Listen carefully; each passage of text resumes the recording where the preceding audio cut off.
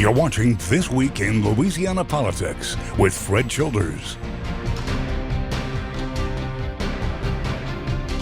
Good morning, I'm Fred Childers. Thanks for joining us for This Week in Louisiana Politics on your local election headquarters.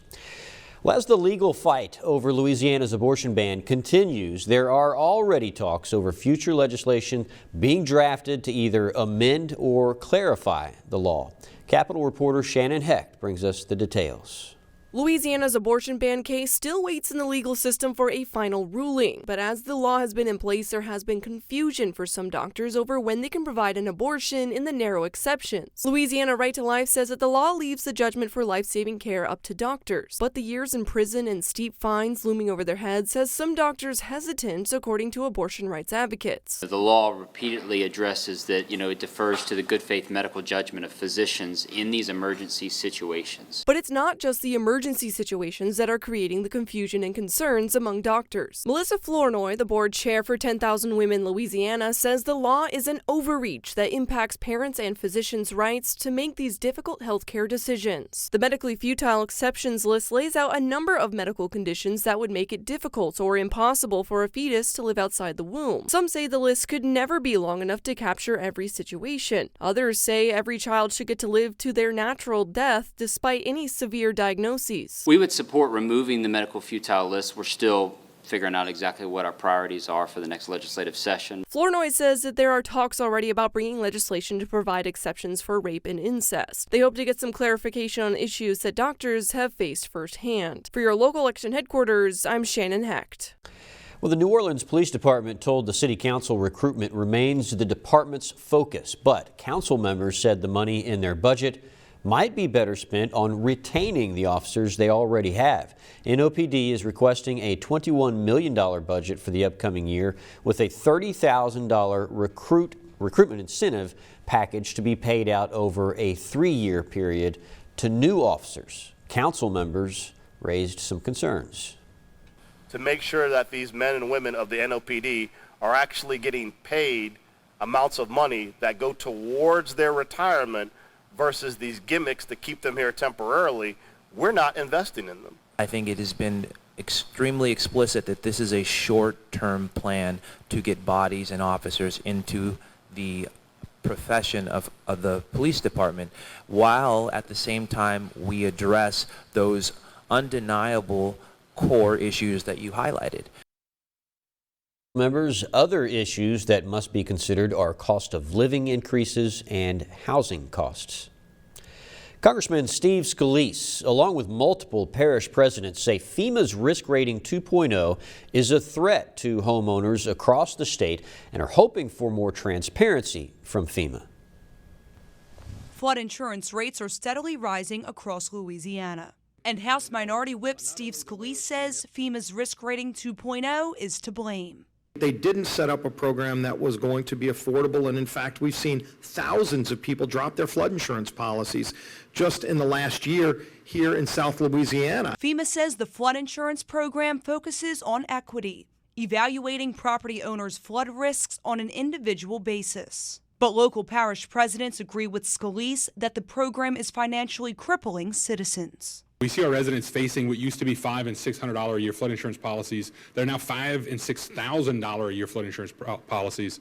It's very frustrating for us. Home ownership is still considered an American dream, and this threatens that. I just learned in this meeting, we think in Jefferson Parish, which holds 20% of Louisiana's flood insurance policies, we already lost 3,000 people in the first year. Leaders went on to blast what they say is FEMA's lack of transparency, saying the agency has yet to thoroughly explain the algorithm it uses to determine rates. I think it's embarrassing that FEMA refuses to even meet today with people who build levees, parish leaders who invest millions and billions of dollars into better flood protection, and after they do that, FEMA still gives higher premium increases and won't explain how they came to those rate hikes. Anna McAllister, WGNO News.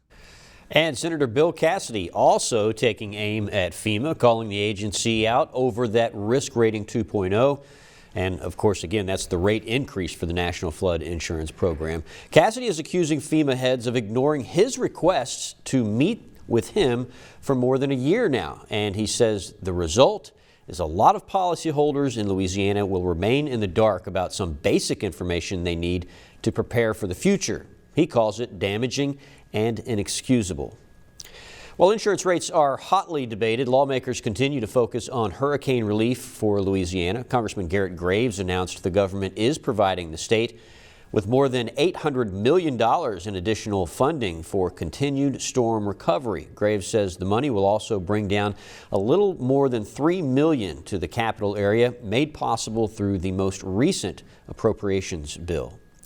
While the governor's race has yet to really take off, some are alleging it's rigged by the state GOP. This week, former candidate Eddie Risponi called on the state Republican Party to unite behind one candidate early to prevent a divided race after the primary. Now, he has thrown his support behind Attorney General Jeff Landry. Former Congressman Ralph Abraham agrees with him, but not everyone is on board. Treasurer John Schroeder, also a Republican who is running, expected to run for governor, said it is rigging the process. Lieutenant Governor Billy Nungesser, also expected to run, told USA Today they are trying to strong-arm the party. In an effort to tame inflation, the Federal Reserve announced it's raising interest rates 0.75%. Again, DC's Raquel Martin has the story. This is now the fourth time in a row we're seeing the Federal Reserve take more aggressive action and raise interest rates by 0.75%. What that means for consumers is it will be more expensive to buy a home, purchase a car, or pay down a credit card. The cost of borrowing just got even more expensive. We're taking forceful steps to moderate demands. In an effort to tame high inflation, Wednesday, the Federal Reserve announced it will raise interest rates 0.75% yet again. It's the sixth rate hike this year. Inflation remains well above our longer-run goal. Federal Reserve Chairman Jerome Powell says despite best efforts, the labor market is too strong and prices are too high. He warns more rate increases are on the way to try and slow down spending. Without price stability, the economy does not work for anyone. We understand that our actions affect communities, families, and businesses across the country. The increase means purchasing a home, a new car, or even paying down your credit card will cost you more. Bank of America economist Michael Gapin says American families and businesses will definitely feel the pinch, but says it's still better than the Fed doing nothing. Because then inflation gets entrenched. Reversing that, history says, is much more costly. Wednesday, President Joe Biden sympathized with struggling Americans. Inflation is still hurting people, but we're making real progress. Powell says the Federal Reserve will continue to increase interest rates until inflation reaches their 2% goal. Right now, the inflation rate sits at 8.2%, so still a long ways to go. Asked when exactly we'll see prices stabilize, the chairman responded saying that is still highly uncertain. For now in Washington, Raquel Martin, back to you. Coming up, Governor Edwards is touting his criminal justice reform from 5 years ago. He says the numbers speak for themselves, but critics are raising their voices. Stay with us.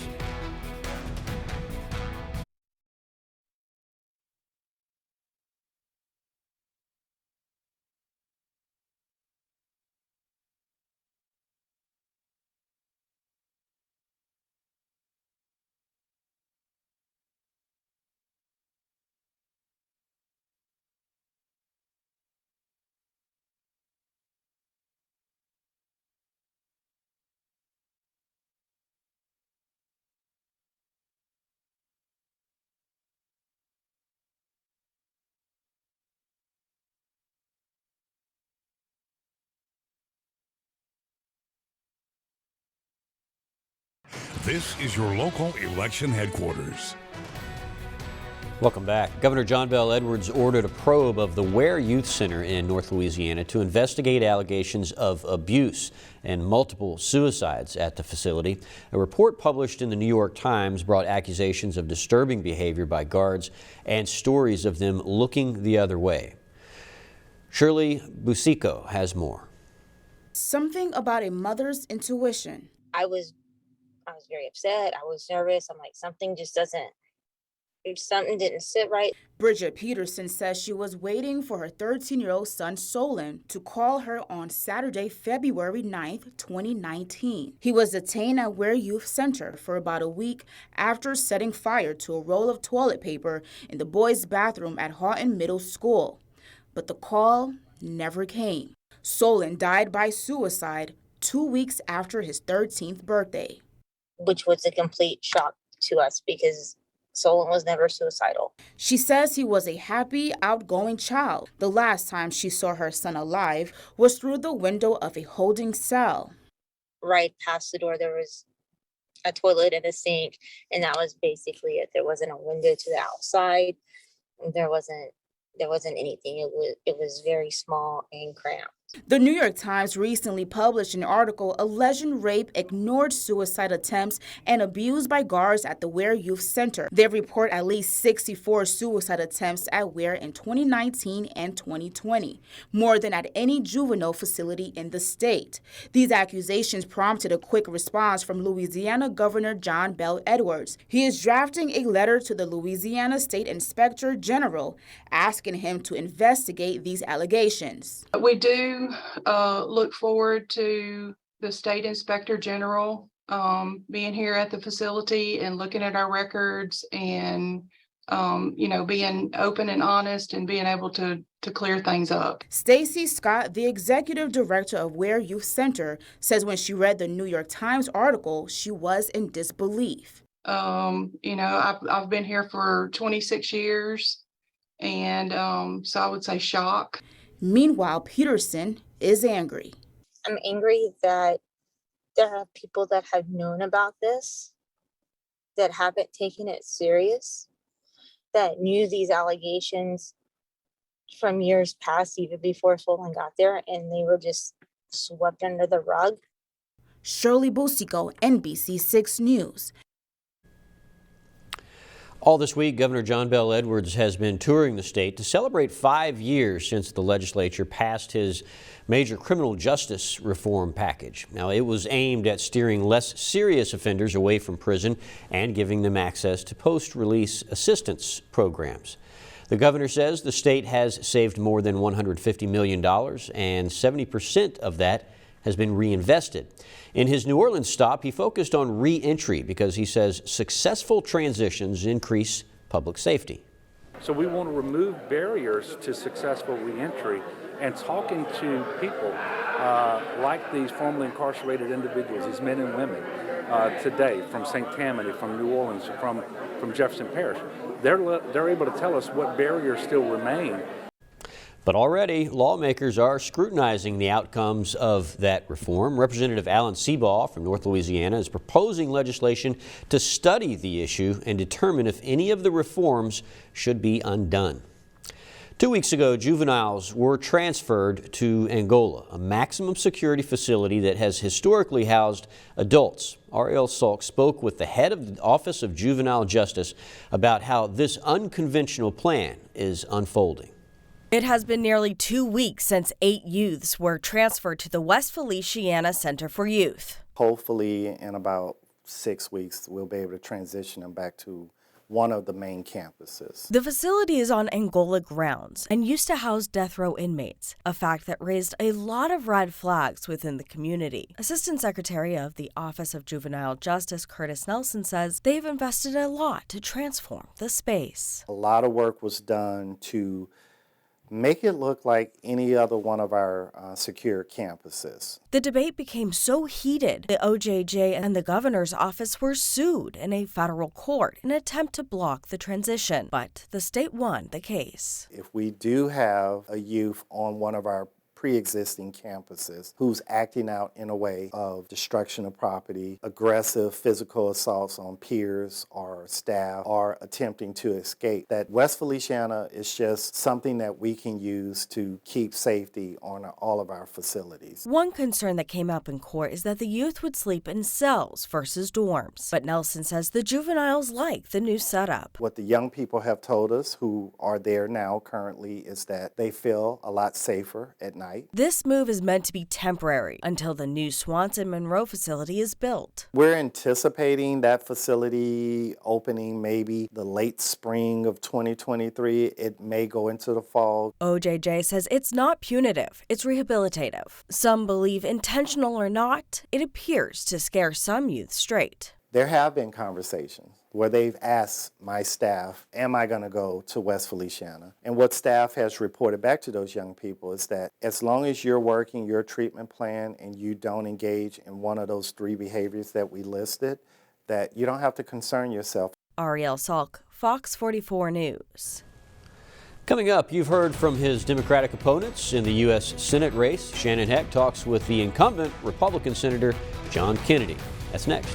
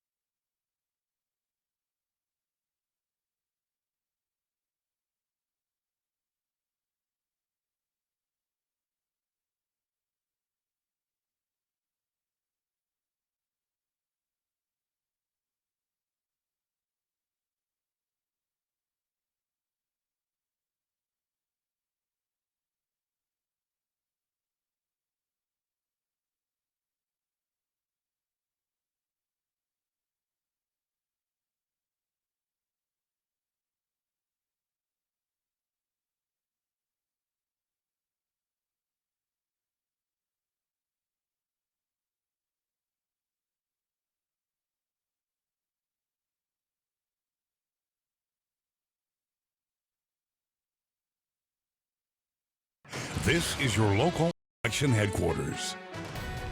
Welcome back. As Election Day nears, Senator John Kennedy spoke to his supporters in Ascension Parish and took a few questions from our reporter after not partaking in any debates with his opponents this election season. Capitol reporter Shannon Hecht reports. Senator John Kennedy says should he be reelected, the top of his priority list is to tackle oil and gas prices. He attributes some of the major inflation rates to the Biden administration restricting production. You have to plan for the future, and we're not doing that. And you couple that with the war in Ukraine, the fact that supply lines are shut down in the Middle East. For people in South Louisiana, coastal protections are in need of critical investment. While Senator Kennedy voted against the bipartisan infrastructure bill that brought millions to these projects, saying not enough of the bill was actual infrastructure, he points to his work on the Appropriations Committee as how he looks to aid the disappearing coast. We have appropriated billions of dollars for coastal restoration. I led the charge to get the interest removed from the money that we owe to build the levees around southeast Louisiana after Katrina. Senator Kennedy also responded to the recent rise in political violence, such as the attack on the Speaker of the House's husband. This is America. You are entitled to your opinion. And you're not free if you can't express yourself and say what you think. And I want people to have their own opinion. But in terms of the political violence, there's no place for it. What happened to Mr. Pelosi was abominable. When asked if he believes America's elections are legitimate, he says there needs to be faith restored in them through limiting time to vote compared to the extended period during the pandemic and to show proof of identification to vote. Election Day is November 8th. For your local election headquarters, I'm Shannon Hecht.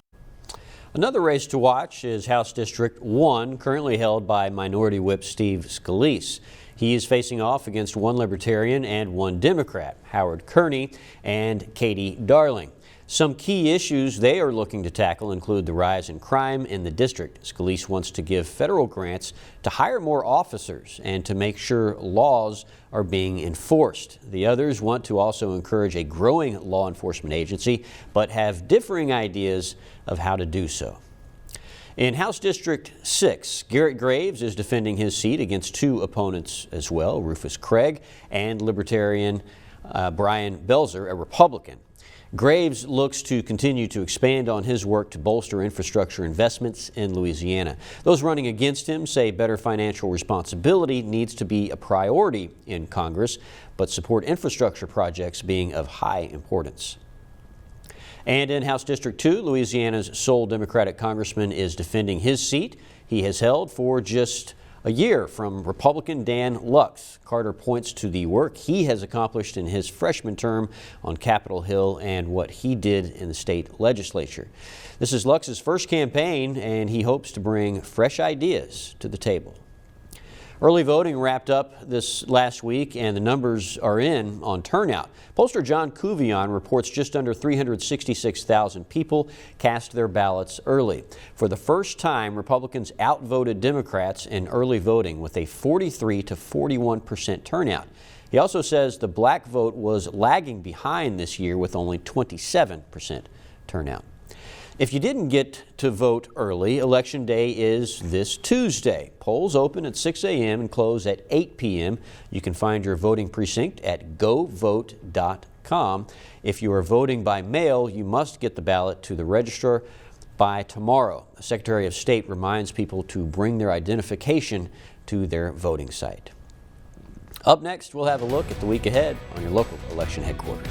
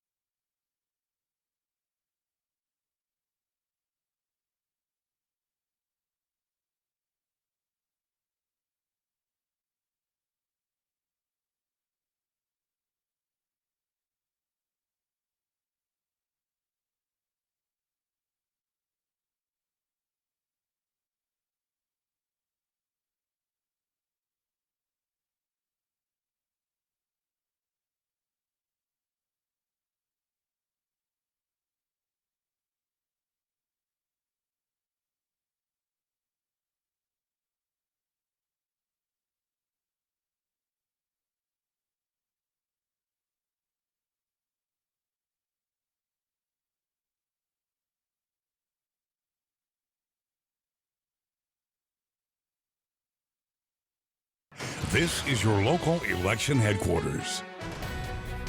All right, we have a lot going on in the week ahead, so let's take a look. Secretary of State Kyle Ardwin will be speaking at the Baton Rouge Press Club ahead of the election.